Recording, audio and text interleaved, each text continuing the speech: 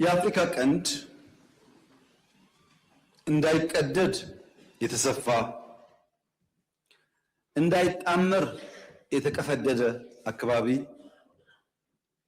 ተብሎ ሊወሰድ ይችላል። ጂኦፖለቲክሱ እንዳንለያይ እዚህም እዛም አንድ አይነት ዘር፣ አንድ አይነት ቋንቋ፣ አንድ አይነት ባህል አለ። በሁሉም በጣም የተሳሰረ ነው። እንዳንጣመርና አብረን ደግሞ እንዳንሰራ ብዙዎቻችን ከብሔራዊ ጥቅማችን ይልቅ ሌላ ቦታ ነው ያለነው። የሌላ ጉዳይ አስፈጻሚ ነን። ከፍተኛ ኢንተርቬንሽን፣ ከፍተኛ ፉክክር ያለበት ከባቢ ስለሆነ እንደኛ በባህል፣ በቋንቋ፣ በእምነት፣ በብዙ ሀብቶች የተሳሰረ ከባቢ የለም። ለምሳሌ ሰሞኑን አይታችሁ ከሆነ የጅቡቲው ፕሬዝዳንት አባታችን እስማኤል እና ሐሰን ሼክ ሶማሌ ክልል መጥተው ነበር። ከህዝቡ ጋር ይዘፍናሉ፣ ከህዝቡ ጋር ይነጋገራሉ። ዘሴም ባህል፣ ዘሴም ቋንቋ፣ መግባባት ነበራቸው። ወደ ትግራይም ቢኬድ፣ ወደ ሱዳንም ቢኬድ፣ ደቡብ ሱዳንም ቢኬድ፣ ኬንያም ቢኬድ ይሄ ነገር አለ። ህዝብ በጣም የተዋረሰ ከባቢ ነው። የተፈጥሮ ሀብትም እንደዚሁ ነው። ይሄ ተጠቅሞ መልማት ይቻል ነበር። ነገር ግን የሁለቱ ውሃዎች ጉዳይ እኛንም እያተረማመሰ በእኛ ጉዳይ የሚገቡ ኃይሎችም እያሰፋ በመሄዱ አንዱ ጎረቤት ለሌላው ጋሻ መሆን ሲገባው ጥይት አቀባባይ ሆኖ ቀረ። አንዱ ለአንዱ መከታ መሆን ሲገባው አንዱ ለአንዱ ችግር አስተላላፊ ሆነ። በዚህ ምክንያት ቀጠናው የራሱ ውስንነት አለበት። ይሄን ለመፍታት ከፍተኛ ጥረት እያደረግን ነው። እንደሚሰምር ተስፋ እናደርጋለን። ቀይ ባህርን በሚመለከት በተደጋጋሚ አንስቻለሁ። ደግሜ አቋሜን ለመግለጽ እንዲመቸኝ እስራኤል የጎላን ተራራ ለምን ያዘች? እስራኤል የጎላን ተራራ ያዘችው ለናሽናል ሴኩሪቲ፣ ለህልውናዬ፣ ለኤግዚስተንስ ችግር ያጋጥመኛል ብላ ስላመነች ነው።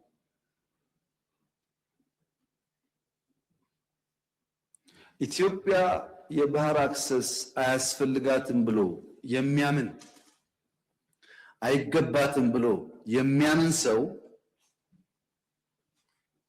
አንድ ተፈጥሯዊ ህግ የሳተ ይመስለኛል። ሰው ይወለዳል፣ ሰው ያድጋል፣ ሰው ያረጃል፣ ሰው ይሞታል። ይሄ ተፈጥሮ ነው። ቀይ ባህርና ኢትዮጵያም እንደዚሁ ናቸው። በሆነ ጊዜ ማርጀት፣ በሆነ ጊዜ መድከም ቢኖርም ቀይ ባህርና ኢትዮጵያ ለዘላለሙ ተነጣጥለው መኖር አይችሉም።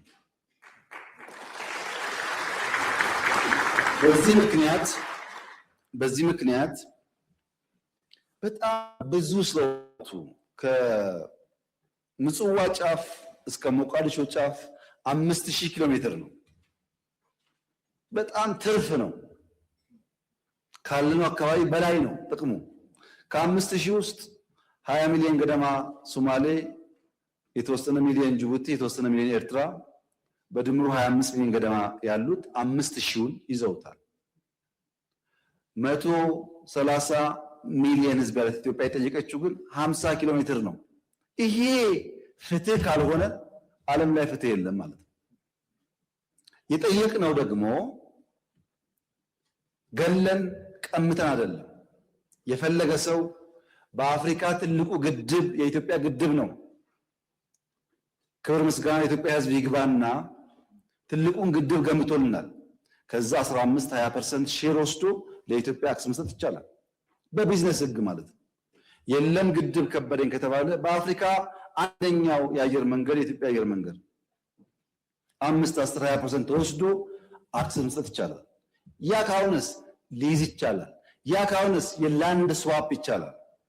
በሰላም በንግግር ይቻላል።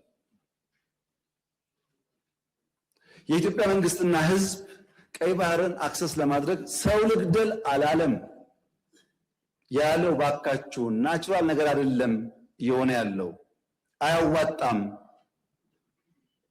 እና በስምምነት በገበያ ህግ ሳንጠፋፋ አብረን ለማደግ በድርድር እንፍታው ነው።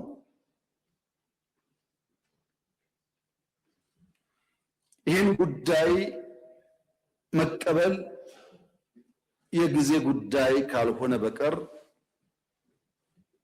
የግድ ይመስለኛል። እኛም ብንፈልግ አንችልም፣ ሰርቫይቭ ማድረግ አንችልም። በዛኛው ወገን በሌላ ወገን ያሉት የሚቸገሩ ይመስለኛል። ለምሳሌ እኛ ከኛ የሚሄደውን ውሃ ወደ ኤርትራ ይሄዳል ብንከለክል፣ ወደ ሶማሌ ሸበሌ ይሄዳል ብንከለክል፣ ኦሞ ኬንያ ይሄዳል ብንከለክል፣ ባሮ ሳውት ሱዳን ይሄዳል ብንከለክል፣ አባይ ሱዳን ብንከለክል ይሆናል? ፍትሃዊ አይደለም ማለት ትክክል አይደለም። ይሄ ልክ እንደሱ ማለት ነው።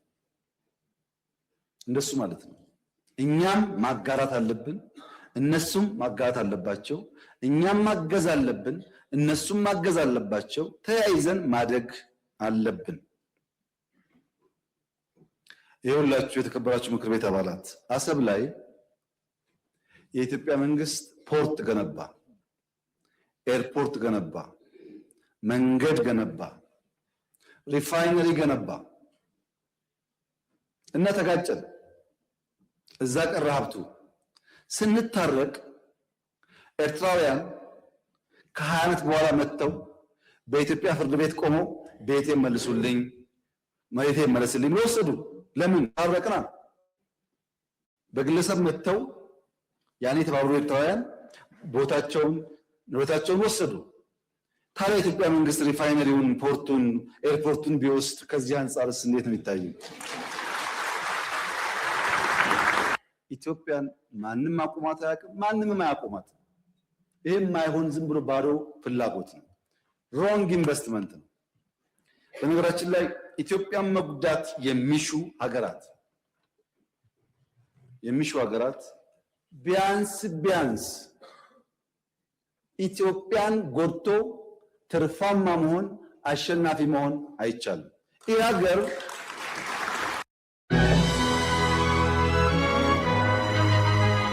watching the artistry. ይህ ሀገር የአብዲሳ አጋ ሀገር ነው። አብዲሳ አጋ በሰው ምድር ታስሮ ሳለ የሀገሩ ወረራ ከሀገሩ አርበኞች ጋር መታገል ሲያቅተው እዛው ሀገራቸው ውስጥ ሆኖ ሰላም እንደነሳቸው ኢትዮጵያውያን ስንነካ ስንጠቃ በምድራችን ብቻ ሳይሆን በእኛ በሚባለው ምድር ችግር ፈጣሪዎች መሆናችን አይቀሬ ነው። ያ እንዳይሆን የኔ ምክር ተስማምቶ ተግባብቶ በህግ አግባብ መፍታት ይቻላል። ህዳሴም ምንም ችግር እንደምታዩት ውሃ እየፈሰነ ወደ ሱዳን ይቀጥላል። እኛ ወደ ሱዳን የሚሄደውን ውሃ የማቆም ፍላጎትም የለንም፣ አናረግም፣ አንፈልግም። ሱዳን ወንድሞቻችን ይገባቸዋል፣ የሚገባቸውን ሼር ይውሰዱ። ሌሎችም እንደዚሁ ለኛ የሚገባንን በሆነ ምክንያት ዛሬ መከልከል ቢታሰብ በቀጣይነት ማስቀረት ስለማይቻል ወደማያስፈልግ ነገር ሳይገባ በሰላም በድርድር መጨረስ ተገቢ ነው ብዬ አምናለሁ። አለዚያ ያምናል እስካሁን ከቀኝ ከግራ ከፊት ከታች ብዙዎቹን አናግሬያለሁ። በአንዳፍ ይገባቸዋል፣ ተገቢ ጥያቄ ነው። ነገር ግን በጦርነት መሆን የለበትም። እንወያይ፣ እንምከር፣ ጊዜ ስጡን ብለዋል ወዳጆቻችን። እኛም ጊዜ ውሰዱ፣ ተወያዩ። ለጊዜው የሞት የሽረት ጉዳይ አይደለም። ጥያቄው አግባብ ነው። እንታገሳለን። ለመወያየት ክፍት ነን፣ ለመስጠት ክፍት ነን ብለን ጠይቀናል። ባይሆንስ እንግዲህ ባይሆን ልጆቻችን መጠየቅ ነው መልሱን።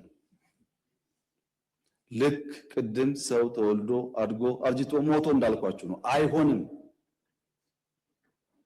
ኢትዮጵያ ያሰበችውን ብልጽግና ማረጋገጥ አትችልም። 130 ሚሊዮን ህዝብ የሁሉ ጎረቤት ዕዳ ነው የሚሆነው ራሱ መለወጥ ካልቻለ። ሀብታም ከሆነስ መሸከም ይችላል። ለዛ በትብብር መስራት የሚያስፈልግ ይመስለኛል።